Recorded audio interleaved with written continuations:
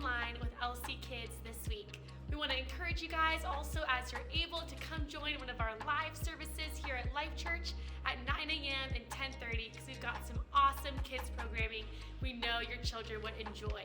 We also want to encourage you guys as you're at home to continue your child's discipleship through our family resources page on our website and also through downloading the Parent Q app, which has got tons of great activities that go along with our Bible lesson each week. So with that, we hope you guys enjoyed this week's Bible story.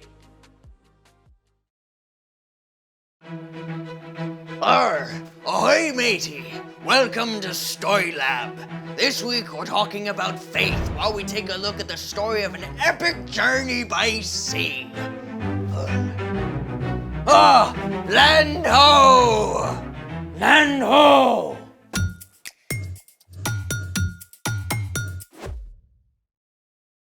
Hey, I'm Carter. And I'm Zeke. We're talking about faith, which is trusting in what you can't see because of what you can see. Even when things fall apart. Especially when things fall apart. Like in today's story. Are we spoiling the story? Well, there's a giant shipwreck. Yep, we're spoiling the story. It's pretty crazy. Waves bashing everywhere, timbers cracking up and snapping apart. We got it. I just think it's an awesome excuse to create our own explosion. Sounds dangerous. Not when we use these. What are they for? An exploding star. Cool. Then let's make it. What? A piece of carpet? Well, this is easier to do on carpet. Where do we start? Well, you're gonna need 5 popsicle sticks. Do they have to be different colors? Nope, but it's more fun that way. You're gonna wanna start by making an A shape with green on the bottom here, red over yellow. Just like that. You're gonna wanna keep pressing down on these intersections as we continue on because it's gonna wanna explode a bit too early. You're gonna wanna take this blue stick and slide it under the yellow, over the red, and lock it under that green. Thank you. And then take the purple stick and slide it under the green, over yellow and blue, and lock it under the red. Basically doing the exact same thing as the blue, just on the other side. A star is born. Okay, I'm gonna have to watch that about 7 more times. But first, watch this. Here goes. Whoa! Let's see that again. When popsicle sticks are woven together, potential energy is built up via tension in the sticks. When one end of the stick is released, the potential energy is converted into kinetic energy, flinging the sticks up and out into a chain reaction. Okay, that's super cool, but it happens too fast. And that's why we're making a cobra weave next. Cobra weave? Well, there's a snake in today's story too. To make the cobra weave, we're gonna start with red over yellow, just like the star. Then, take your blue stick and place it over the red stick and under the yellow stick, making kind of a wonky A. Then, take the green stick, place it under the red stick and over the yellow. Make sure to keep it parallel to the blue stick. From here, take the purple and place it under the blue and over the green. Take the orange and place it under the yellow and over purple. Perfect. And from here, you'll repeat the pattern until you've got a length that you're satisfied with.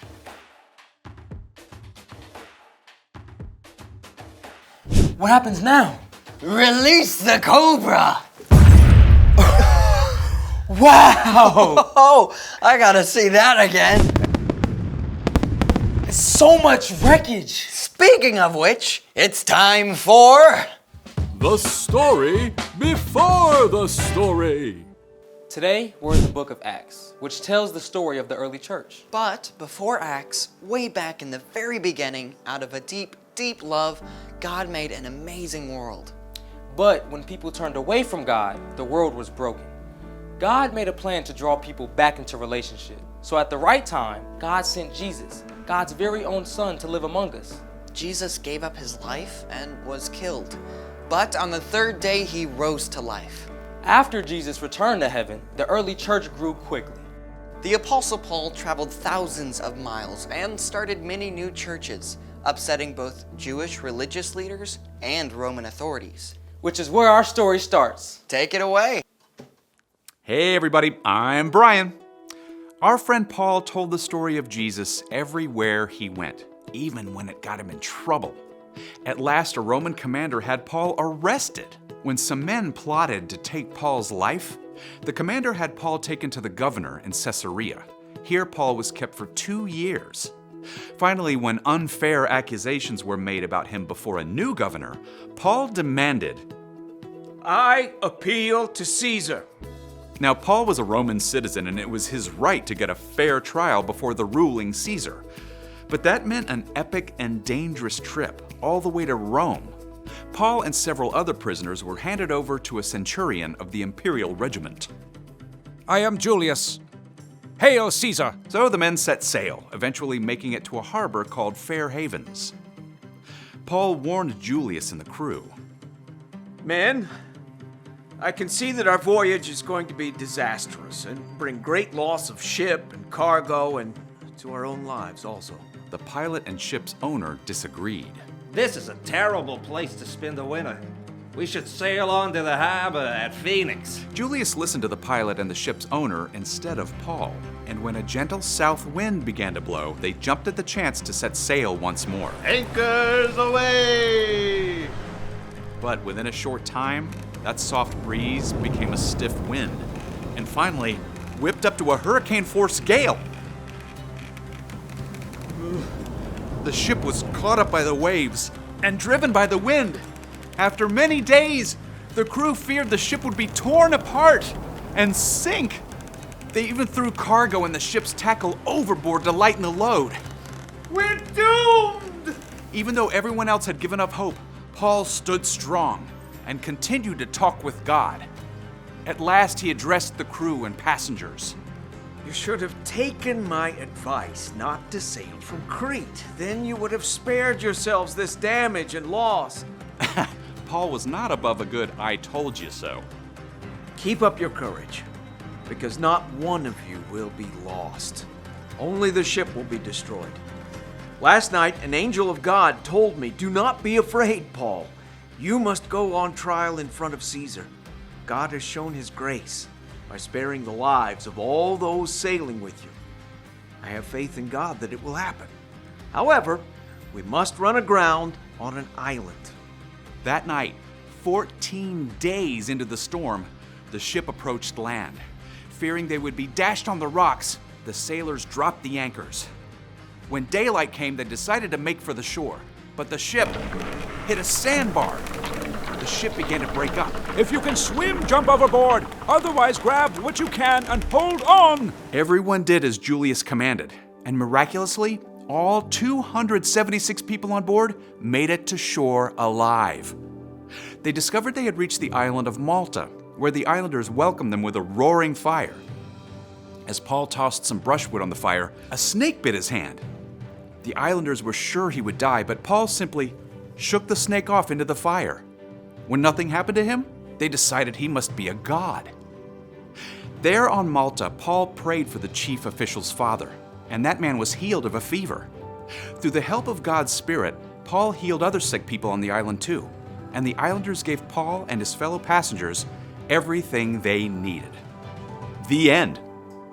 Arrest, prison, shipwreck, snake bite? Ah, man, it's like Paul was just a magnet for terrible things to happen. Yeah. In a letter to the church in Corinth, Paul even wrote down an epic list of all the awful things he had experienced, but through it all, Paul knew that God was right there with him to give him courage and strength. So, what's our part in the story? Well, you probably haven't been shipwrecked or bitten by a snake recently, at least let's hope not. But like Paul, you could probably make a list of all the bad things that have happened to you, or things that you're facing right now. Maybe a family member is really sick in the hospital. Or maybe some kids in the neighborhood are being mean to you. Maybe the pet your family has had since you were a baby just died. Or you've got to get a cavity filled at the dentist. Whatever happens, no matter how bad it is, you can have faith that God is right there with you. Yep, God will never, ever leave you, no matter what. God always loves you and promises to give you the resilience to make it through. When bad stuff happens, keep talking to God. Keep holding on. And God may not make the bad situation go away, but God will walk with you right through the middle of it. Yeah, I think you got it. See you next time.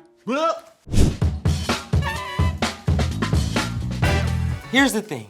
When bad things happen, God is with you. Man, it looks like a shipwreck in here. I got an idea. Star Wars? Oh yeah!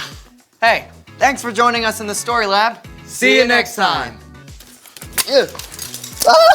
Get back here, Zeke. Yeah. Gotcha.